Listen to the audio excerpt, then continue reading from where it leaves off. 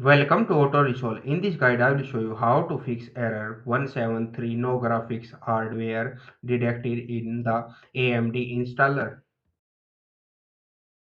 Fix 1. Check if your PC has an AMD GPU. Step 1. Press Win plus X. Click Device Manager. Step 2. Expand display adapters. Step 3. Make sure an AMD Radeon GPU is listed. Fix 2. Install the correct AMD driver. Step 1. Go to AMD official website. Step 2. Select your exact GPU model and Windows version. Step 3. Download and install the driver. Fix 3. Update or reinstall display adapter. Step 1. Open Device Manager. Step 2. Right-click Display Adapters, uninstall device. Step 3.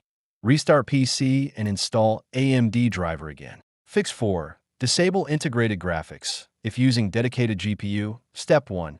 Restart PC, enter BIOS/UEFI. Step 2. Find graphics/display settings. Step 3. Disable integrated graphics and save changes.